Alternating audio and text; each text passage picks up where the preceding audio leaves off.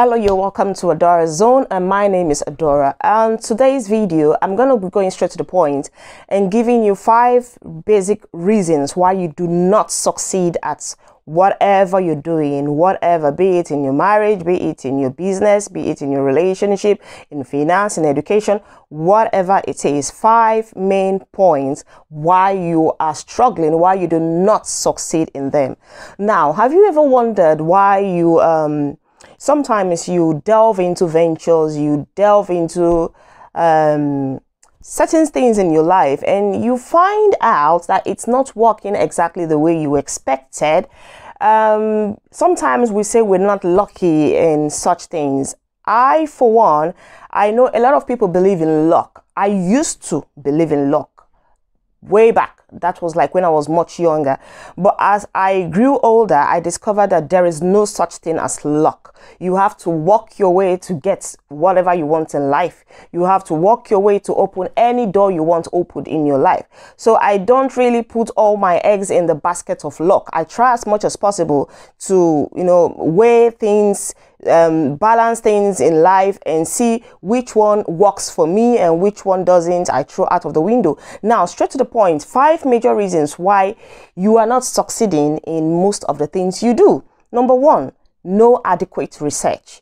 Yeah, a lot of us just delve into certain aspects of our lives, be it in terms of your finance, maybe financial planning, or be it in terms of your marriage, be it in terms of even childbearing. Sometimes people have children when they did not actually plan to, and then when these kids come in, it's actually a different ball game. Sometimes it's not even all about having the money to take care of the children. Are you mentally ready to have kids? Are you mentally ready to devote your time to a living thing? Because once you have children, bet me, everything about your life changes. Are you ready to accommodate this new improvement, this new addition to your life and to your family?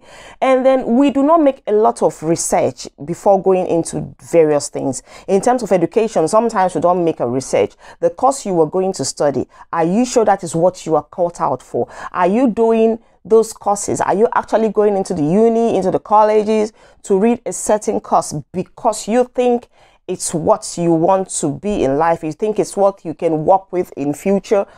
Or are you actually going in to apply for these courses because of societal pressure? Everybody is working towards being an accountant, so I also want to be an accountant. Is it because of family pressure? My mom says, my daddy says I must be a doctor, I must be a lawyer, I must be an architect, I must be an engineer. That is what they said. But what are you saying? Are you actually ready to be that? Have you made your research? Is that what you want? Do you think that's where your destiny is actually being channeled to? Being a lawyer, being an actor, being an architect and all that. Is that really what you want to do? Or is it because people want you to do it? Have you made your research? Is it something you think will benefit you in the long run?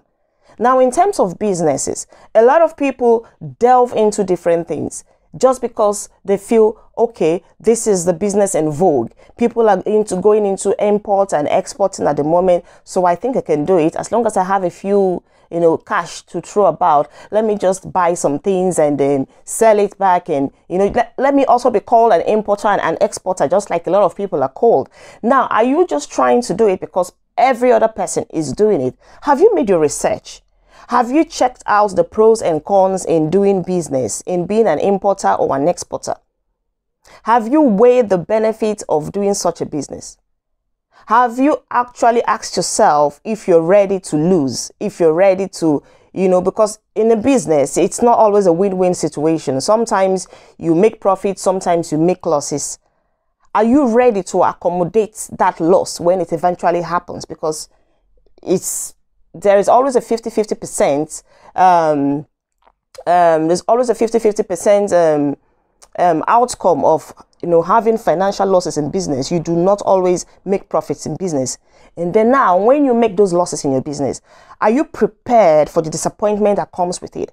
Are you ready to just, dust your ass, wake up and say, okay, well, that's part of life, and move on, and you continue in your business?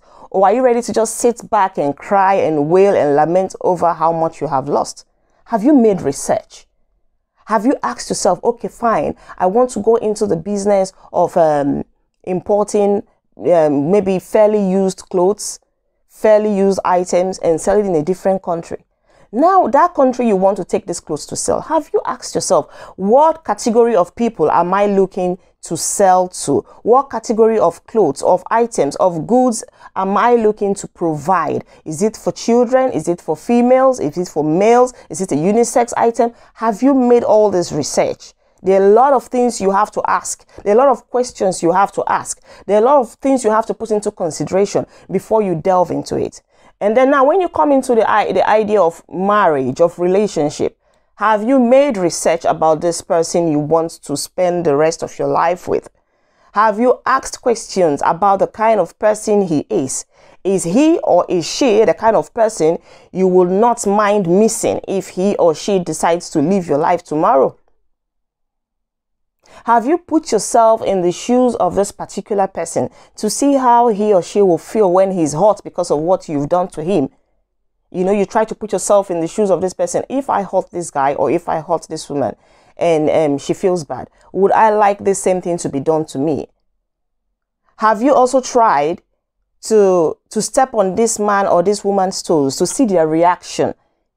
Because sometimes it's also good to know the other side of people, to know how they react, and you know how to manage that reaction. You know how to come in and you know what to expect. Have you actually made proper research about the person you want to be with? It's not just about delving into, let me just jump into, oh, I see a fine man or I see a fine woman, I see someone that fits my physical specs, and then I just rush into it. Have you made research? What kind of person is this? What kind of things does he or she like? What kind of person will he or she be in future? It's not just about now, but you're also looking into the nearest future. You make your research. But unfortunately, a lot of us do not make such research. We do not have that patience to want to know what we are delving into.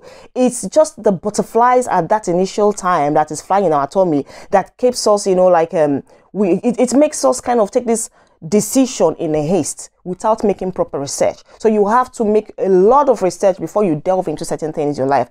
And lack of those research is what actually leads to failure in life. Number two, we rush into some of these things without even making a proper research or plan.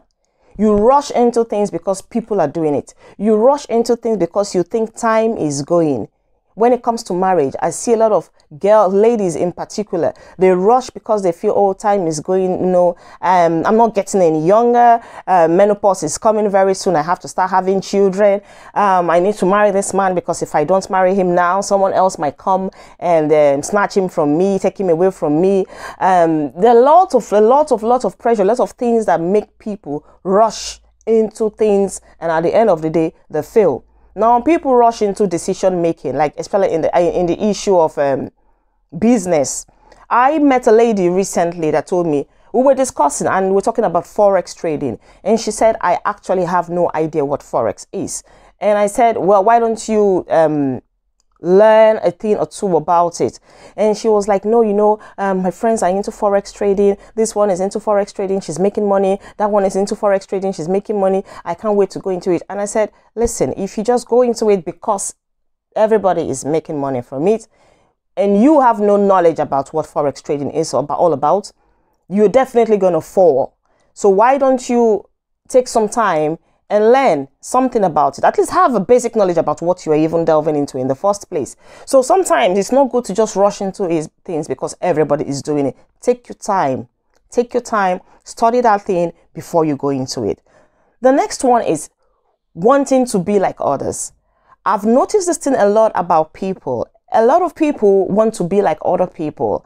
A lot of people want, you just think that, oh, I know somebody, I want to be like him. I just like him. He's a mentor. He's my role model. I definitely want to be like him. There is nothing wrong in having a role model or a mentor, but because definitely these are people you look up to and you want to toe their path. to succeed. You want to toe their path because you've seen one or two things good about them, and you think being like them means opening a great channel for you to make it in life. That's fine. But you cannot be 100% exactly like that role model of yours.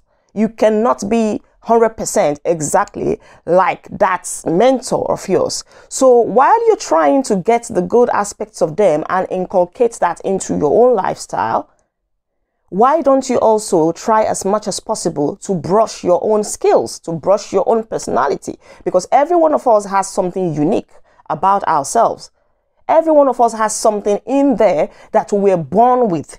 Some of these things might actually be hidden because we feel, some of us just think, well, I don't think I can make it. I need someone to help me. Some of us have a lot of potentials hidden in the inside of us, but it's either we're shy or we don't have the confidence. We think, oh, well, nobody knows me, so I just think I can't do it on my own. I need someone to give me that kick. I need someone to give me that push.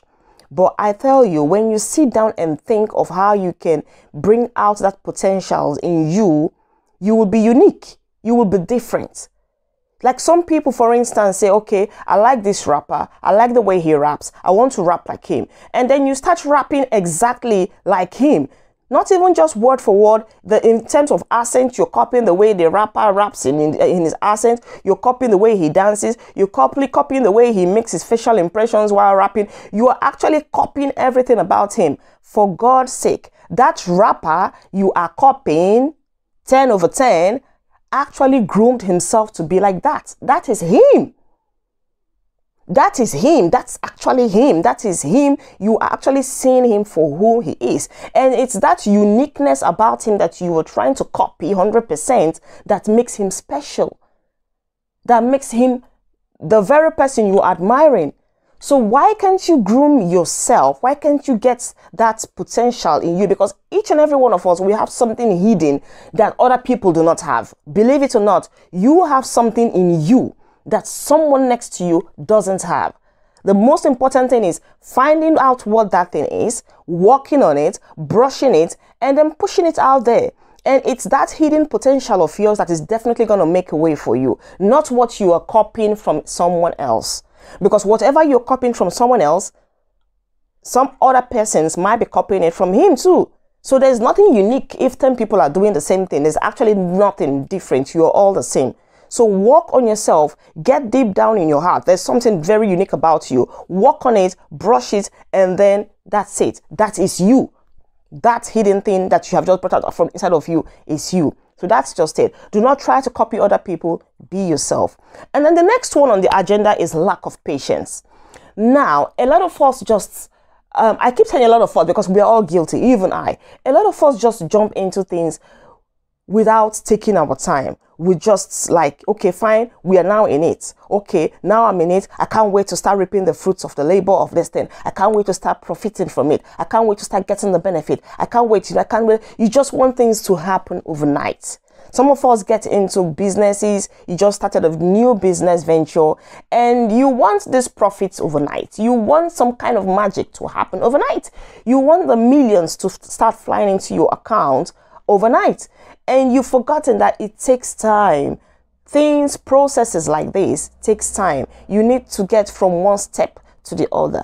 But sometimes because we're just too impatient, we're just in a rush to see results. We make mistakes and then we give up. Because you might have said, okay, I've waited 3 months, I've waited 6 months for this thing to blossom.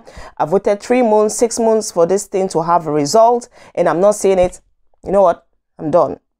But that's the point. You do not jump into conclusion just because you have waited a while and you haven't seen anything come out of it. Anything legal takes time. You have to be patient. You have to learn how to discipline yourself when it comes to waiting and timing. And then you wait and you see how the results will come out.